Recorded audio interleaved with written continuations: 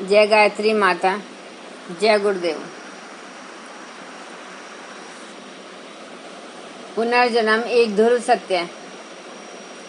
इस पुस्तक में पंडित श्री राम शर्मा आचार्य जी आगे लिखते हैं, पुनर्जन्म पुनरावर्तन नहीं, यात्रा का अगला चरण। माता के गर्भ में शयन करते हुए ऋषि वामदेव विचार करते हैं, अब मैं देवताओं के अनेक जन्मों को जान चुका हूँ।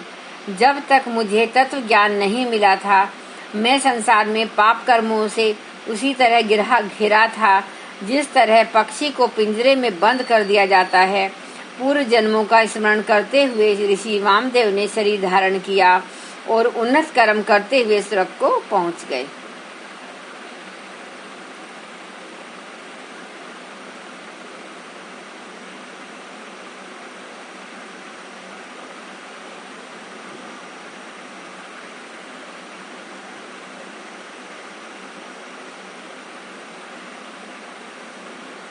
यह कथा ऐत्रेयोपनिषद के द्वितीय अध्याय के प्रथम खंड में है।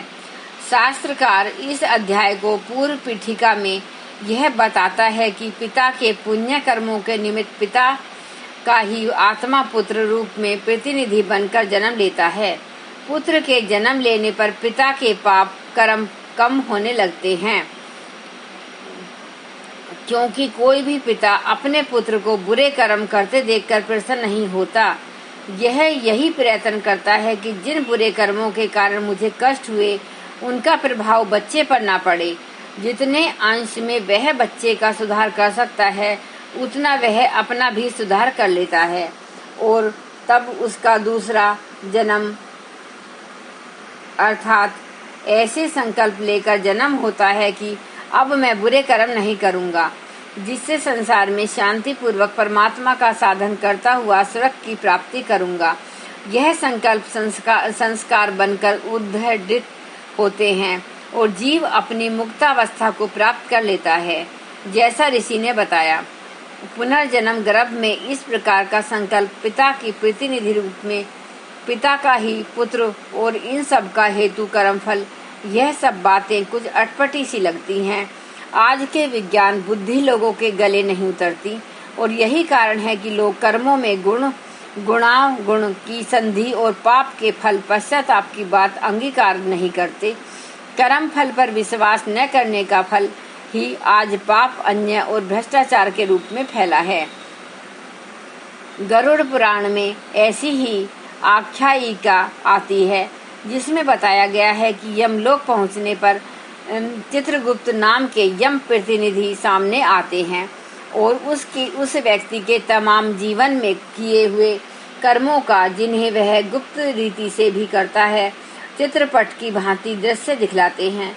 यमराज उन कर्मों को देखकर ही उन्हें स्वर्ग और नरक का अधिकार प्रदान करते हैं। शास्त्रकार इस संदर्भ में यह भी बताते हैं कि हनन की हुई आत्मा अर्थात बुरे कर्मों से उद्विग्न और अशांत मन स्थिति नरक को ले जाती है और संतुष्ट हुई आत्मा नेक कर्मों से उल्लासित, उत्फुल्ल और प्रसन्न मन स्थिति दिव्य लोक प्रदान करती है।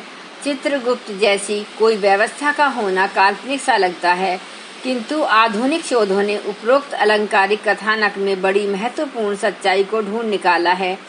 डॉक्टर बी वेंस के सूक्ष्म दर्शक की सहायता से यह ढूंढ निकाला है कि मस्तिष्क में भरे हुए ग्रे मैटर के एक एक परमाणु में अगणित रेखाएं पाई जाती हैं। विस्तृत विश्लेषण करने के बाद वे इस निष्कर्ष पर पहुंचे कि जो व्यक्ति कर्मठ, क्रियाशील, सात्विक, सबसे प्रेम और सबका भला चाहने वाले होते हैं, उनके मस्तिष्क की ये रेखाएं बहुत विस्तृत और स्वच्छ रहती हैं। पर जो वे आलसी, निकम्मे, दुष्ट प्रकृति के थे, उनकी रेखाएं बहुत छोटी छोटी थीं। मांसाहारी व्यक्तियों की रेखाएं जले हुए बाल के सिर की तरह कुंठित और लुंज-पुंज थीं।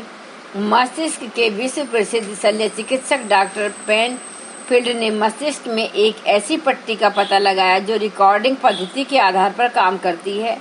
उनके अनुसार यह पट्टी मस्तिष्क के उस भाग में है जिसके बारे में अभी तक कुछ अवशेष पता नहीं लगाया जा सका है।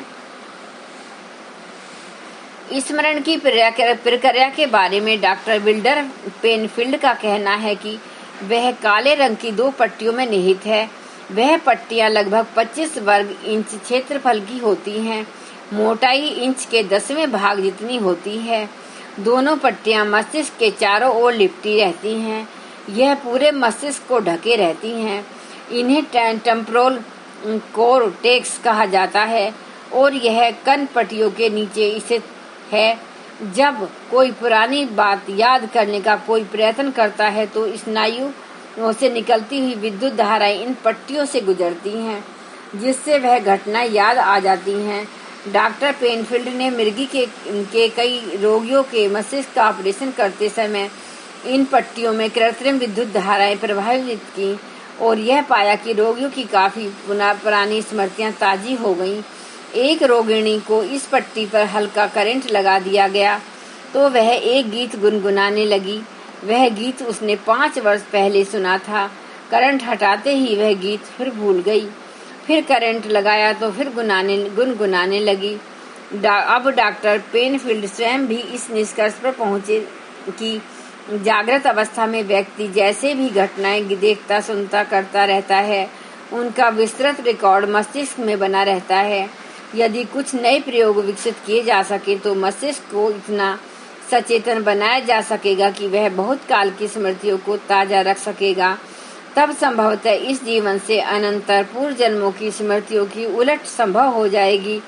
वह थी खोज, किंतु कर्मफल उससे भी बहुत कठोर, सुनिश्चित और अंतर्व्यापी हैं।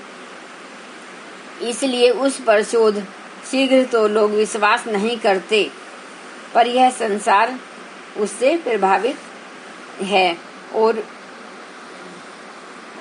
उससे प्रभावित है। आज के लिए बस इतना ही। इसके आगे अब हम नेक्स्ट उसमें सुनाएंगे। बस मेरा आपसे सभी लोगों से यह अनुरोध है कि यह पुस्तक पंडित श्री राम शर्मा आचार्य जी द्वारा लिखित है, जो शांति कुंज के संस्थापक रहे और उन्होंने गायत्री मंत्र को जन जन तक फैलाया। यह पुस्तक आप जन जन तक फैलाने के लिए पूरा अपना सहयोग दीजिए। सभी लोगों को नमस्कार तथा धन्यवाद। अब एक बार गायत्री मंत्र का उच्चारण करते हैं। ओम भूर्भुवः स्वः तत्सवितुर्वरेण्यं भर्गो देवस्य धीमहि धियो यो न प्रचोदयात्। जय माता।